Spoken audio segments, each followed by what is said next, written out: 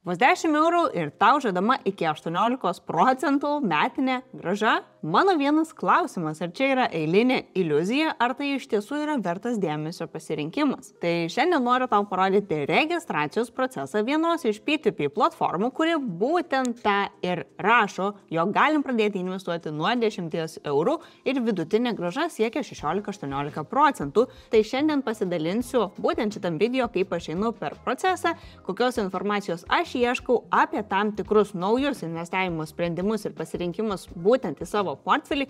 Tai kviečiu stebėti šitą video, jeigu tau tai yra taip pat aktualu. Parodysiu, kur ieškoti licenzijos, ar apskritai įmonė turi licenciją, kur matyti grąžas, kur susirasti mokesčius ir taip pat parodysiu visą registracijos procesą, kadangi tą darysiu būtent dabar. Jeigu pirmą kartą pasijungiai šitą kanalą, tai labas, aš esu Justina, mama, kuri vos prieš kelis metus buvo visiškam finansiniam chaose, be finansinio rezervo ir per šitą laikotarpį, per kelis praėjusius metus, man pavyko susikurti ne tik šešiaženklį portfelį, bet ir iš tiesų pradėti gyventi tą gyvenimą, apie kurį anksčiau tik svajojau. Ilgą laiką aš vien gyvenau tam tikrais pasiteisinimais, kad aš negaliu, kad aš nemoku, kad čia ne man, kad aš neturiu pinigų ir galiausiai nutiko taip, kad visa tai man atsibodo, ėmiausi veiksmų ir pasirodo, kad padariau. Jeigu padariau aš, vadinasi, gali padaryti ir tu, tiesiog reikėtų pasidėti pasiteisinimus į šoną ir žengti konkrečius pirmuosius žingsnius. Ta aš ir noriu parodyti šitam kanale, kad investuoti gali kiekvienas, net jeigu šiai dienai tu galvoji, kad negali, kad tau nepakanka pinigų, kad tau nepakanka žinių arba dar daug kitų pasiteisinimų atsiranda pas tave viduje, tai tiesiog kviečiu stebėti šitą kanalą, pasisemk inspiracijos, ir tiesiog spaudžiam laiką, prenumeruok apačioje, jeigu dar to nedarai. Ir tokios temos apie finansus, apie pinigus, apie paprastą investavimą tau yra aktualius, susitikim komentaruose. Tai šiandienos video yra apie vieną iš P2P pasirinkimų, tai yra investavimo platforma, kurios pavadinimas yra Afranga. Afranga ar Afranga, kaip apranga, nežinau, kaip reikėtų kirčiuoti, bet man atrodo, galbūt Afranga tas tinkamesnis pasirinkimas, tai yra Bulgarijos kompanija, tai parodysiu, kaip ir jos prisiregistruoti ir iš tiesų tie akcentai, kaip jau paminėjau pradžioje ir ne, tai per ją galima investuoti nuo 10 eurų ir galima gauti iki 16-18% vidutinės metinės grąžos. Tai pasitikrinam, ar visa tai yra tiesa, ką mes iš tiesų realistiškai galim gauti platformą ir apskritai, ar tai yra tas vertas pasirinkimas atkeliauti į mūsų portfelius. Šitam video, kaip ir visuose kituose savo video, dalinuosi tik savo nuomonę, savo idėjom ir savo pasirinkimais. Kiekvienas, kuris norit pradėti investuoti, turit suprasti, kad jūsų pinigai yra jūsų pačių atsakomybė. Ir ką jūs darot su savo pinigais, tai yra tik jūsų pasirinkimas. Semkitės idėjų iš įvairiausių video, klauskite apačioj komentaruose, sutikit, nesutikit, pasidalinkit savo nuomonę, bet viską vertinkit per savo asmeninę kritinio mąstymo prizmę. Tai pradžiai, ką aš noriu padaryti, be to, kad apskritai apie pačią kompaniją pasižiūrėjau ir tam pačiam YouTube'e, pasižiūrėjau, ką apie jos mano kiti kanalai, kurie dalinasi apie investavimą, man įdomu išgirsti įvairias nuomonės, ar ne? Tai pasiskaičiau ir P2P Empire blogą, ar ne, ką pasakojama apie būtent šitą P2P pasirinkimą, ar ne, štai čia matysit visą tą susistemintą informaciją. Labiausiai man užkliuvo ta dalis, ar ne, kad kompanija neturi nei vienos paskolos, kuri būtų vėluojanti. Ir 100% visas tas paskolų portfelis būtent Afrangui jisai performina. Tai čia yra tikrai vienas iš tokių įdomesnių momentų, nes dažniausiai P2P platformose tikrai atsiranda bent keli procentai vėluojančių paskolų. Kaip atrodo pats puslapis, tai jeigu nori pasižvalgyti ir tu, apačioje po mano šito video rasi nuorodą, kuri nuves tave į originalų puslapį, tai spausk nuorodą, keliauk į originalų puslapį ir galėsi pasiskaityti visą svarbiausią informaciją, kurią bent jau jie pateikia pas save oficialiame šaltinyje. Tai Afranga, ar ne, toksai šiek tiek kartūnsais išdėliotas pats puslapis, ar ne, bet pasižiūrėkim, ką jie rašo apie save. Taip, earn up to 16% returns and start with as little as 10 euros. Tai čia yra vienas iš tų smagesnių pasirinkimų, jeigu tai yra tiesa, ar ne, kur gali pradėti investuoti net ir tie žmonės, kurie iš tiesų neturi didelių sumų ir negali investuoti ten 100, 200, 300 eurų, ar ne, ir norėtų pradėti nuo mažesnių sumų. Prasitestavimui, stebėjimui, ar ne, kaip visas tas investavimo procesas veikia. Tai užsiregistravimas yra nemokamas, toliau keliaujam pažiūrėti, ar ne, kaip atrodo jų pati statistika, ar ne, tai šiai dienai yra 1,5 milijono jau išmokėta palūkanų investuotojams, tie, kurie suinvestavo, ir iš viso suinvestuota į paskolas yra daugiau kaip 50 milijonų nuo įmonės įkūrimo. Tai jeigu neklystu, pati įmonė įkurta 21 metais. Toliau 27 šalyse veikianti platforma, 27 šalių piliečiai naudojasi būtent Afranga ir be abejo, tai iš tiesų pakankamai didelė dalis, kalbant apie Europą. Licencijuotas, reguliuojamas pasirinkimas. Matom, ar ne, kad Afranga yra pilnai reguliuojama pagal Europos Crowdfunding Service Provider licenciją. Tai be abejo, tai yra prižiūrimas finansų rinkos dalyvis, ar ne, čia galima pasitikrinti tą pačią licenciją. Toliau, kiek kainuoja investavimas per Afranga, zero fees, ar ne, tai vėlgi smagus momentas. Ir kas yra labai labai svarbu, kai mes investuojam nedidelėm sumom, ieškotis iš tiesų tų pasirinkimų, kur mes neturėsim mokėti papildomai už investavimą, už tam tikras transakcijas, už investicijų įsigijimą, už pinigų paskolinimą ir panašiai, ar ne? Nes jeigu aš galiu investuoti, tarkim, per savaitę 10 eurų, per tą patį mėnesį, tarkim, noriu startuoti su 10 eurų, man yra itin svarbu, kad visi tie 10 eurų ir nukeliautų į mano investiciją. O nebūtų taip, kad ar ne, aš eurą turiu sumokėti už pervedimą, eurą turiu sumokėti už patį investavimo procesą, ar ne, investuoju 8 ir jau tada, kai aš atgausiu pinigus su pelnu, turėsiu dar galbūt sumokėti, ar ne, kokį eurą tam, kad galėčiau pinigus išsigryninti. Tai toks variantas nėra tinkamas. Tai šiuo atveju galim investuoti nuo 10 eurų ir logiška, kad pati platforma neima jokių mokesčių iš investuotojų. Standartiškai dažniausiai tokios platformos uždirba būtent iš tų kompanijų, kurios nori būti pas juos ar nenori pritraukinėti kapitalą pas save tam, kad galėtų papildomai skolinti, ir jau čia yra verslas, kuris dažniausiai uždirba iš kito verslo ar ne kitoje pusėje, bet ne iš investuotojų. Tai toliau galima matyti, ar ne, dažniausiai šita pati svarbiausia informacija apie licencijavimą ir reguliavimą visuomet būna ir puslapio pačioje, tai galima papildomai nieko daug neieškoti, ar ne, bet tiesiog pasitikrinti, ar tai yra reguliuojamas pasirinkimas ir be abejo SCSP licencija, ar ne, tai būtent yra P2P platformų, to sutelktinio finansavimo platformų licencijavimas, ar ne, kuris atitinka ES taisyklės. Čia apačioje yra taip pat pati svarbiausia informacija, kurią galim susirasti, kuri yra reikalinga suprasti apie mūsų norimą šitą pasirinkimą. Tai kaip atrodo Getting Started procesas, ar ne, tai per visą šitą keliauju aš dabar, ką mes galim sužinoti apie pačias paskolas. What types of loans are offered on Afranga? Tai kokios paskolos yra siūlomos būtent per šitą pasirinkimą. Tai šiai dienai per Afranga galima investuoti į verslo paskolas.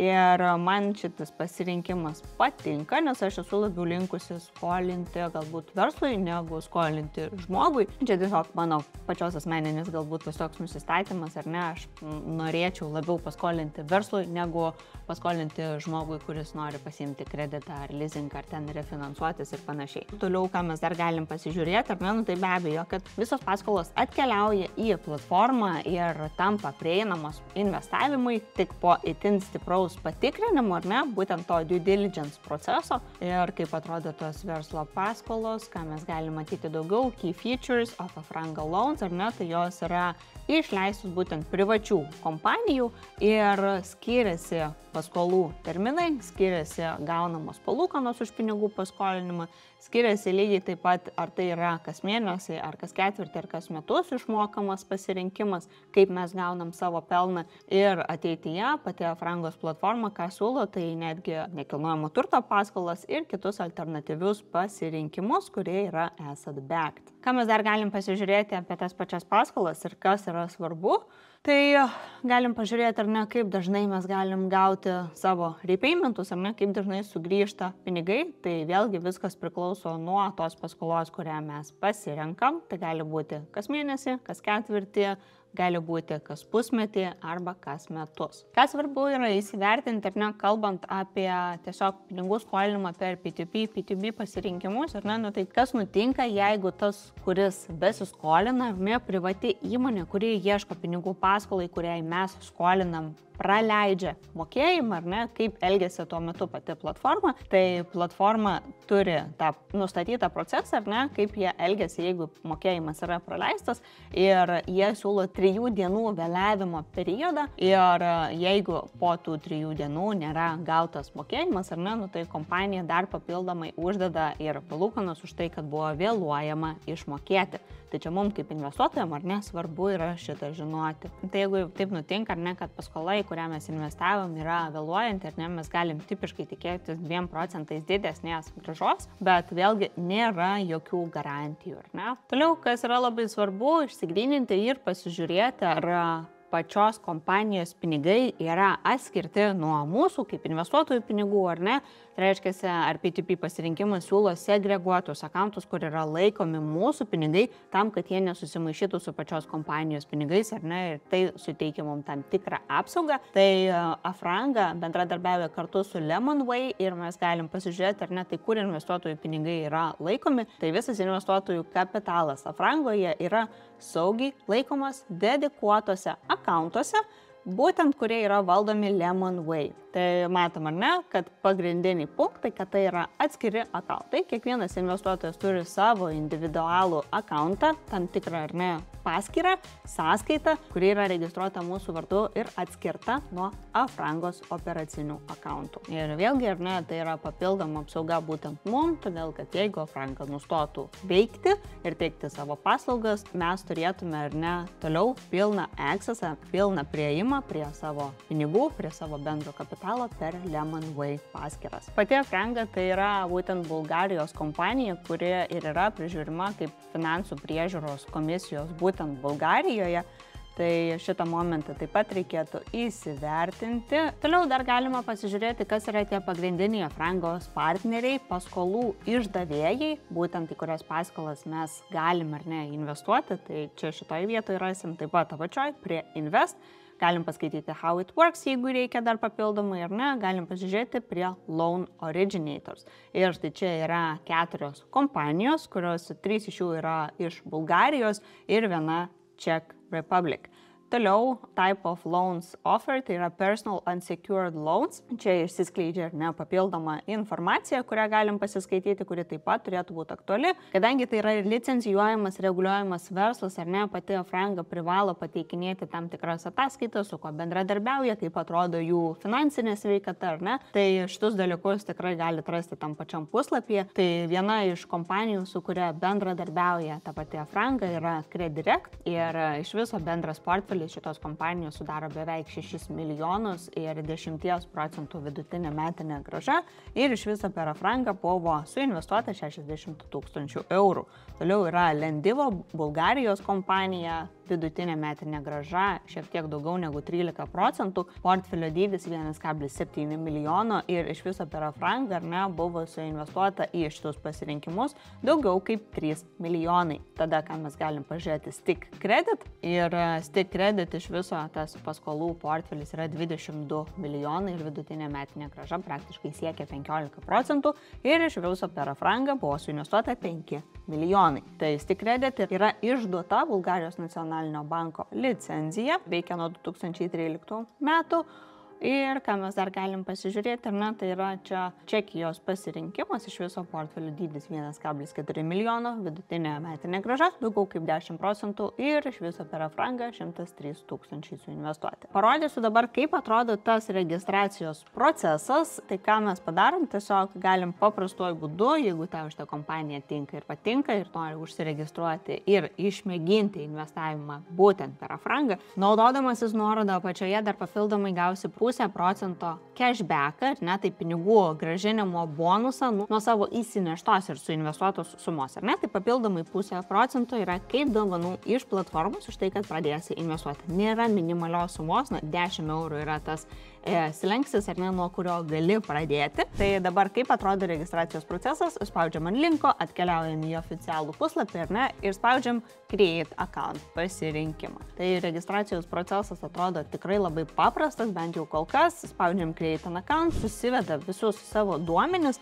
toliau kas vyksta, tai jau mūsų pasveikina, ar ne, accountas yra užregistruotas, mūsų profilis yra sukurtas, ateina e-mailas, kad tai buvo patvirtinta ar ne ir įvykdyti ir toliau mes turim 4 žingsnelius. Tai pradžiai ta registracija, toliau yra verifikacija, tai tam aš turiu pasidėjusi savo dokumentą, kurį pasitvirtinsiu per telefoną, bent jau standartiškai ir ne, taip vyksta procesas, spaudžiu Continue ir keliauju toliau. Tai čia susivedu visą svarbiausią informaciją, būtent apie savo mokesčių rezidentūros šalį, ir ne, tai yra Lietuva, surašom adresą ir visą kitą svarbiausią informaciją, kurios prašo, ir tada jau reikia identifikuoti save. Identifikacijos procesas vyksta, kad nusiskanuojam barkodą per kompiuterio ekraną, ir ne, jeigu darom viską per kompiuterį, aš pradedu per kompą ir tada pabaigiu tą registraciją per telefoną. Nufotografuojam savo ID, nufotografuojam savo veidą, ar ne, ir viską įkeliam. Taip, pas mane vyksta verifikacijos procesas ir kadangi yra kūriamas tas atskiras segreguotas Lemonway accountas su visais mano duotais duomenimis, tai šitas procesas panašu, kad užtruks, bet aš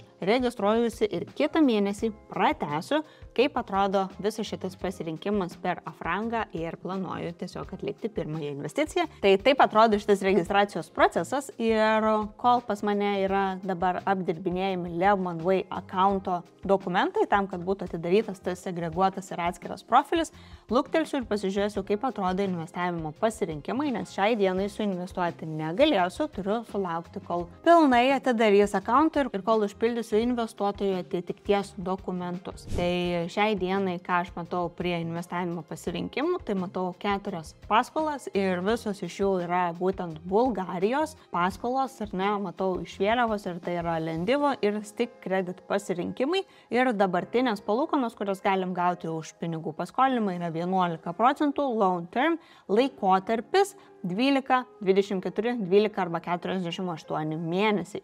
Čia matom, ar ne, kokia suma yra reikalinga surinkti iš viso į šitą paskolų portfelį ir čia matysim, ar ne, kokios sumos yra dar likusios ir reikalingos. Tai ką aš galiu padaryti, ar ne, paspausti ant kažkurios iš loan ID ir čia matysiu visą svarbiausią informaciją. Tai be abejo, ar ne, Bulgarija, kas yra skolinta bendrovė, ar ne, tai yra Lendivo ir interest rate, tai palūkanos, jeigu paskola nevėluoja su grąžinimu yra 11%, jeigu vėluoja su grąžinimu yra 13%. 12 mėnesių tas grąžinimo laikotarpis, kas man yra visai patinkantis variantas, nes tai nėra ilgalaikė investicija vis dėlto, ar ne, tai yra tik metai, 12 mėnesių su idėja, kad galimai gali vėluoti, bet pradžiai, ar ne, tas maturity laikotarpis yra 12 mėnesių.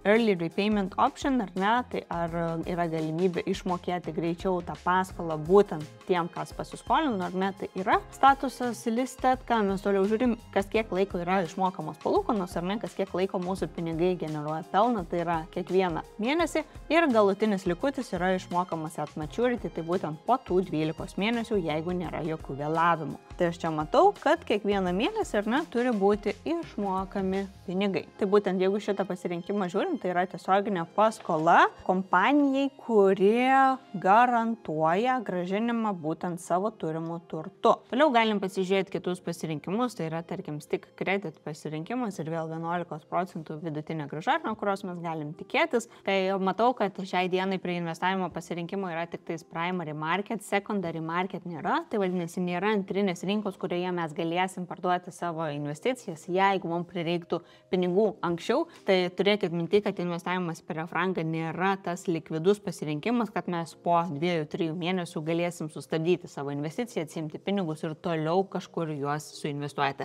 Tai čia jau investuojam 12-24, 8 mėnesiam priklausomai nuo to, kokią paskolą pasirinkam, sėdim ramiai, netrukdom pinigam dirbti. Tai bendrai, kadangi dar laukiu, kol pati platforma patvirtins mano accountą, ar ne, kad galėčiau tęsti registracijos procesą, su viskuo jau pasidalinsiu ir tą pirmąją investiciją tikriausiai tikriausiai tik tais kitą mėnesį, dabar bendrai užbaigimai, įsivertinkim rizikas, ar ne, kalbant apie būtent šitą P2P pasirinkimą, tai ką mes turim ir neturim kapitalo garantijų, ar ne, ar kažkokio tai papildomo draudimo savo investicijom ar kešui, sėdinčia būtent šitoj platformai. Toliau yra kredito rizika, bet čia kaip ir visuomet, ar ne, kai atsiranda skolinimas, tai susidurim su rizika, kad skolininkas negebės daryti tų savo įprastų mokėjimų, ar ne, ir taip grąžinti mums paskolintą sumą. Toliau tai yra ta pati originator risk, taip čia kaip lietuviškai ir ne tų paskolų išdavėjų rizika kaip kompanijos, kad įmonių finansinė sveikata tiesiogiai gali veikti išmokas.